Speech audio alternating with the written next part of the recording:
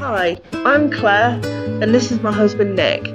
We met in an online chat room in 2001 and ended up getting married in 2006. We're a fairly normal, hard-working couple who love travelling and enjoying a drink or two. In early 2020, we decided we wanted a whole new life-changing challenge. So we said goodbye to our jobs. We sold our Wiltshire farmhouse, we packed up our things and made the move to France. In early 2001, I went back to the UK to finalise our house sale and pick up my Arga. I was on Facebook on an Escape to the Chateau fan club page when I saw this advert. I messaged Nick the advert, curiosity got the better of him and he went and arranged a viewing. With the instructions from me, it's your judgment, if you think I'll like it, put in an offer. The offer was accepted and we finally got the keys on the 10th of June 2021. Join us and our dogs, Mero and Flora, as we renovate our Maison de Maitre.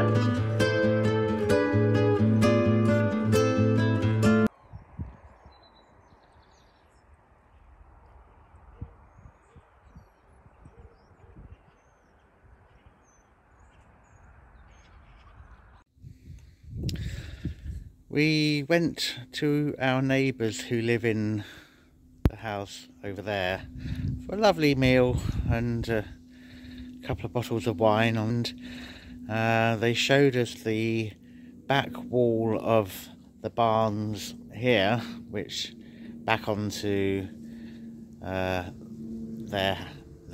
garden, and there's a drain pipe which looks like it's overflowed, and they say when it rains very heavily it does actually overflow.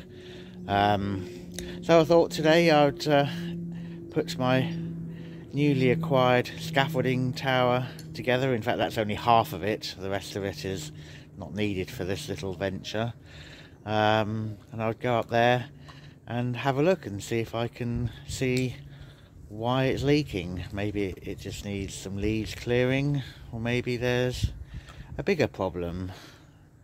Let's go and have a look. In fact, now I'm up on this roof, I can have a look and see where the problems are here.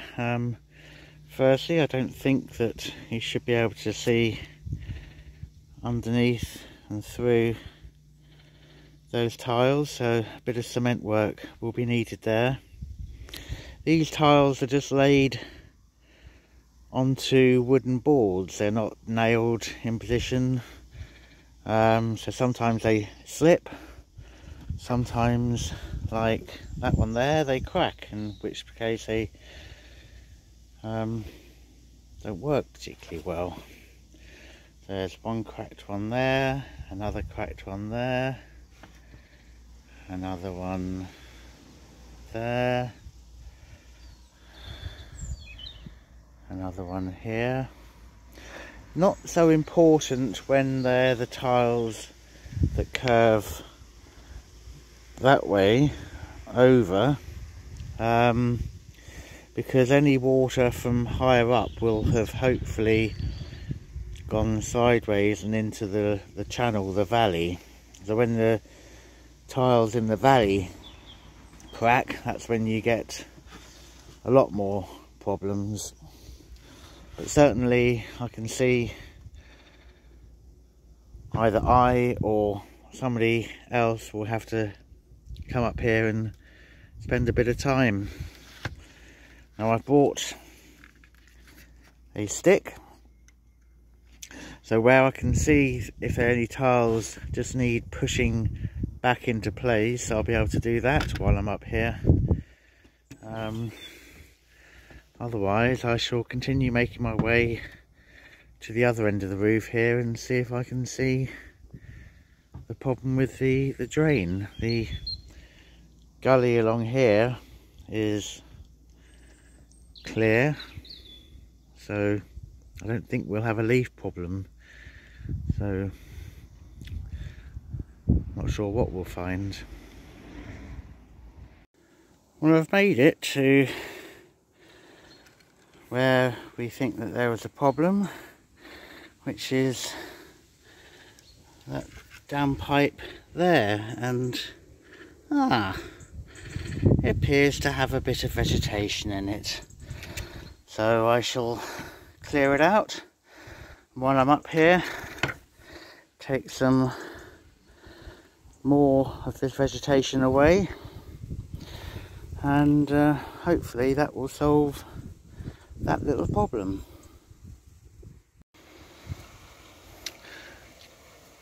I learned very quickly the hard way that my weight standing on the tiles doesn't work.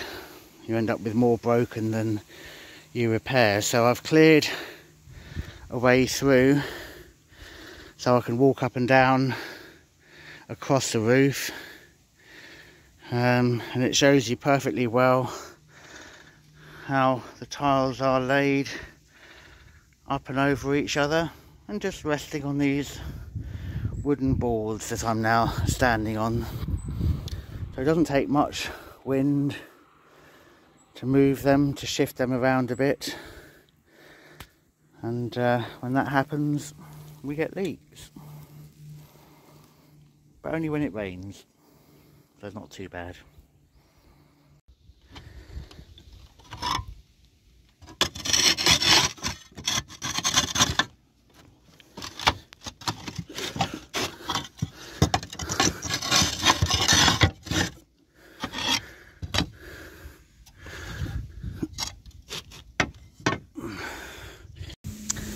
The other thing I'm doing while I'm up here is cleaning out the moss and the plants from the tiles, because all that will do is stop the water from flowing down, and it will back up, and then they'll overflow and end up water will go into the room below. And in fact we have had problems with it puddling after heavy rain, and we can see the amount of vegetation I've got out so far. I've been doing this about an hour,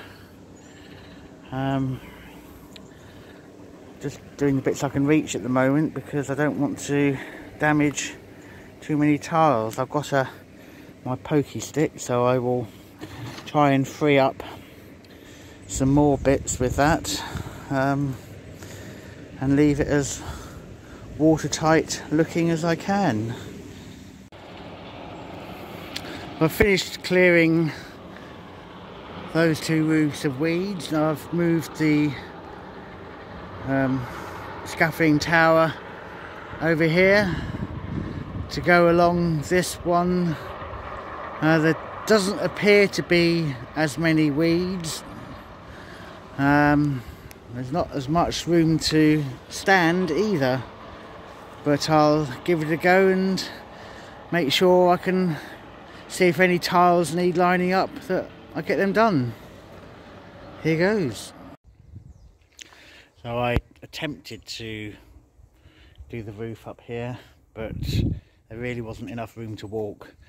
So I need to come up with another method of getting there. I think I might have to walk along, take tiles off the other side to get a good way in, and then I can have a sort out, get rid of whatever weeds there are, replace the broken tiles, put it all back. It's hard work, this. Never mind, all fun. And I've cleared a bit of moss off the roof. Let me show you. I've got this bag quite full of moss and stuff, so it's got to do some good. Obviously when the first rain comes, all the bits of soil that are now left on the roof might wash down and need to be cleared out of the gutter, but altogether not a bad day's effort. Don't you agree, Flora?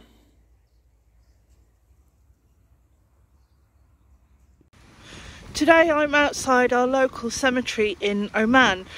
It's coming up to the 1st of November, All Saints Day, or as the French call it, Le Toussaint. Most French cemeteries are on the outside of villages, and this historically is so that it didn't pollute the water source. At this time of year, the supermarkets are all selling chrysanthemums, hundreds and hundreds and hundreds of chrysanthemums, and they're to go on the graves of family and relatives and friends as basically a symbol for immortality, as basically chrysanthemums can survive over winter and flourish again next year. In graveyards you normally have a plot for the family, and obviously this plot will be used and expanded over the years. I'm not actually going to film in the cemetery, but I'm going to take lots of pictures of the chrysanths so that you can see them, because they're actually really quite pretty. Some of the graves are really elaborate and some of them are just quite plain and normal.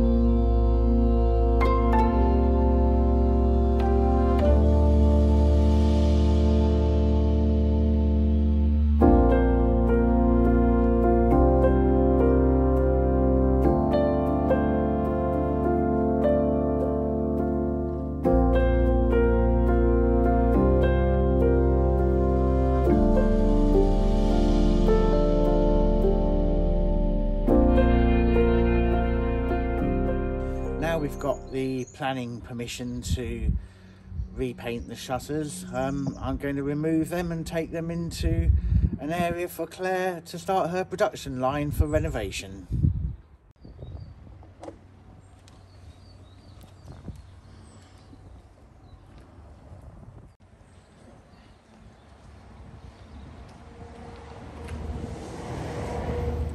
As you can see from this side of the house, I have one door, 5 lots of double shutters, and then from this side I've got the 3 on the top to do, and then the 3 large at the bottom.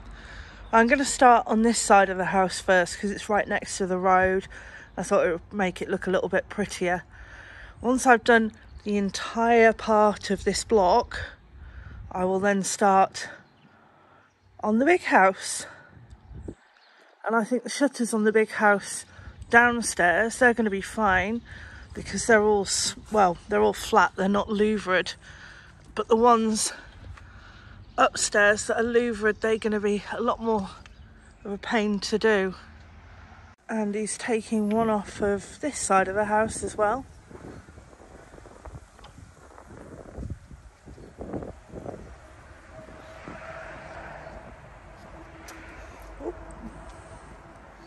Little bit of a wobble there. Bit heavier this size. Will be, it's a bigger piece of wood. We're not going to take all of them off of the side that Nick's doing at the moment because one of them's our bedroom and we don't have any curtains. So the shutters are in effect our curtains. I have set myself up in the wine tank storage area for the first part of my shutter production line, which is paint removal. On these shutters, the paint is really, really thick. This is where I've just scraped some off. I'm using a heat gun to kind of melt the paint and then scrape it. It won't come off very quickly if I sand it. I've used this technique before on a staircase I did in our old house in Wiltshire, and it works quite well. It just takes a lot of time because, as you can see, the paint is very old, very thick. I don't know whether it's lead. I've got a feeling some of it could be. So, of course, I'm taking the precautions and I'm wearing my mask at the same time. So this is step 1 of my production line. Quite nice weather for this kind of work. A bit chilly. So, production line starts here with paint removal. I then come through into my second stage workshop, which is through here, which is near the cart. And we've got some building materials that we've been and bought, or Nick's really been and bought, to stage 2 of production line, which is paint. Now, originally I was going to just paint these shutters in a kind of flat grey, but then, of course, I saw some lovely shutters that were black and grey, so I am now painting the metalwork black, and then the wooden part of the shutter I will be painting grey.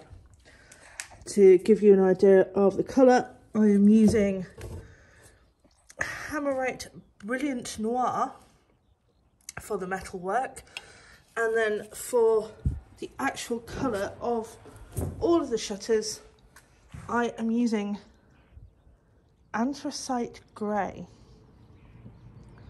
Just like a really dark grey.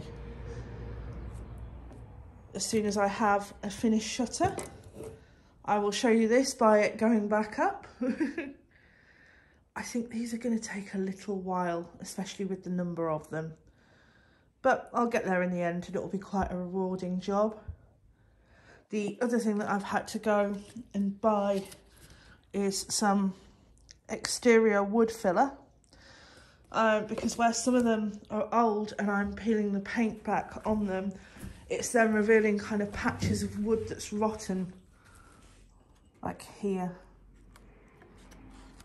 It's just peeling off. So I've also got to fill them as I go along. At some point while I'm in here, I'm going to keep having a little go at doing this cart. Now this cart is apparently British or English. I don't really know a lot about carts. I'm not even going to claim to. All of the looks pretty okay structure wise. So at the same time, I'm going to have a go at a bit of painting this up. I want to do all of the iron work in black, and then I want to kind of stain it in a dark wood stain colour. It's actually quite a nice finish. I may even give it a coat of woodworm killer just in case. But the only thing that put me off, I started doing a little bit yesterday, but the only thing that put me off is there's a moth. And I really do not like moths. I think that moths are going to fly in my ears. I panic at moths, and I don't know whether you can see it, but there is a mahoosive moth. And yeah, that can just stay there. They are like the butterflies of Satan, in my opinion. Apart from bat food, I really don't like them. There is something in the cart, but I can't reach it at the moment. If anyone knows more about carts and wants to get in touch, please do.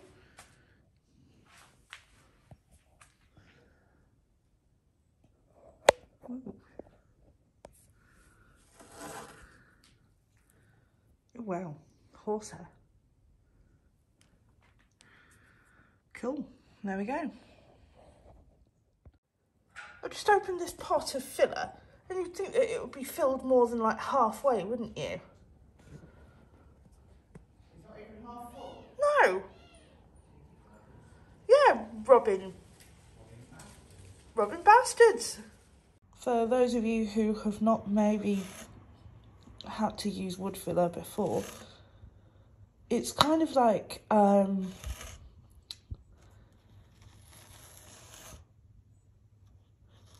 it's like icing a cake with a real thick buttery cream icing, and you want to obviously fill the hole and then push the filler down so it doesn't kind of pop out.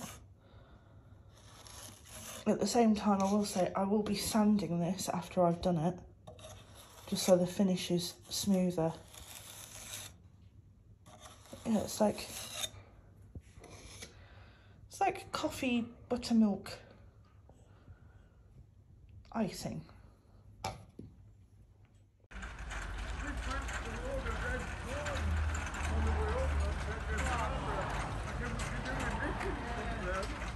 Oh, this looks like one of Rodney Trotter's finest moments, doesn't it, in Del Boy? Yep. We've got we've got a couple of tiles that are broken on our side of the house, and we want to fix this before winter sets in and before it damages any of the ceiling underneath and the beams. They were just pushing some scaffolding along the road. A bit further on, and he's now managed to get the scaffolding tower up to the roof line. I'm up here because we have a little leak coming through from the roof. So on a nice dry day when it's not too windy, I've come up the scaffolding tower to have a look to see if I can see any cracked tiles, and lo and behold, I have found one that was slightly apart, so any water running down the roof would have ended up going through the crack.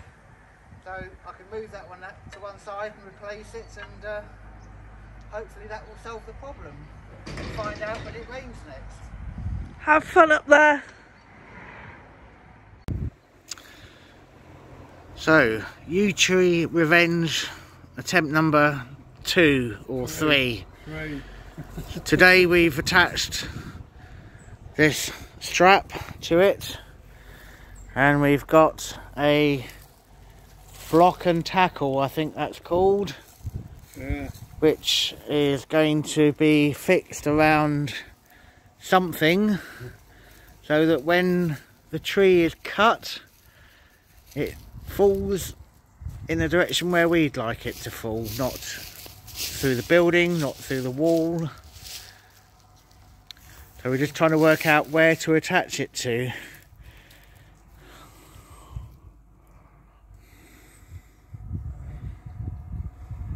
At least the wind's blowing the right way today.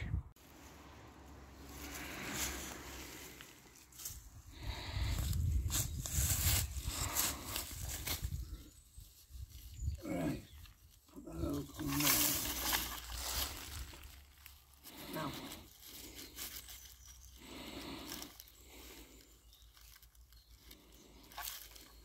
Oh.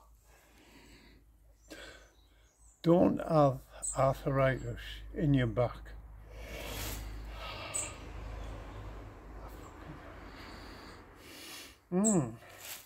Whatever you do. Oh.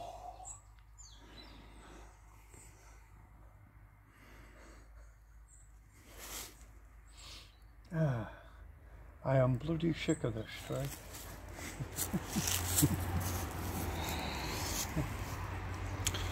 So that winch will be pulling on the orange strap, and the other strap will hopefully stop the tree from going through the wall. And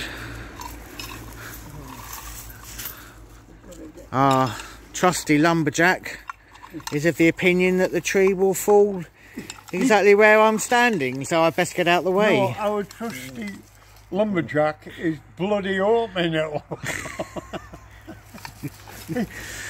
We shall find out. Get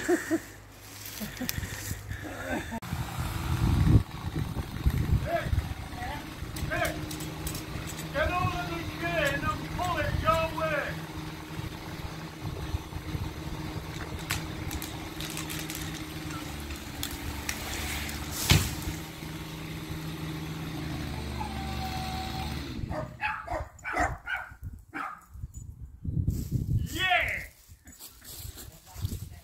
I just pulled a tree over, ha ha!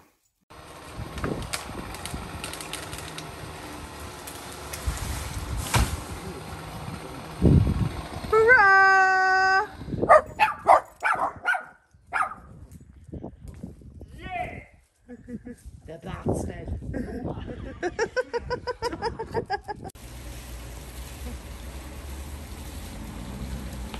Well, actually, Explain where we are and what you've just bought. we are in Saint-Jean d'Angely.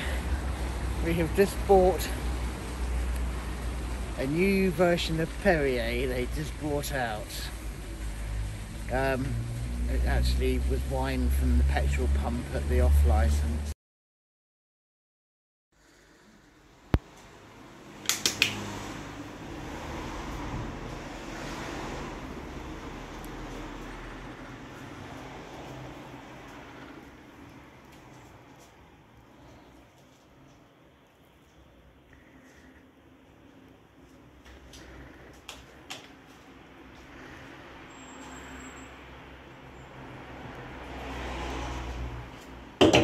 Lovely red wine, fresh from the petrol pump.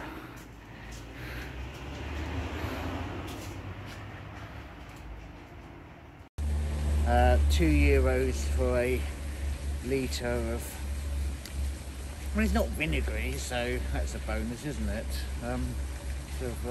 Some fairly dodgy red wine. And you're drinking it in the park. Well, I'm not really drinking it in the park, no. I, on the other hand, was a classier version of you, and I bought this lovely bottle of Chaspleen for €30 for the cellar. That's all for this week, but don't forget to join us next Sunday evening. We thought we'd leave you this week with some autumnal scenes from around the house. If you've enjoyed watching, please don't forget to hit subscribe. You can also find us on Facebook, Instagram and Twitter, and also at our website www.theexpatbutchers.com. Thanks for watching, stay safe and see you soon.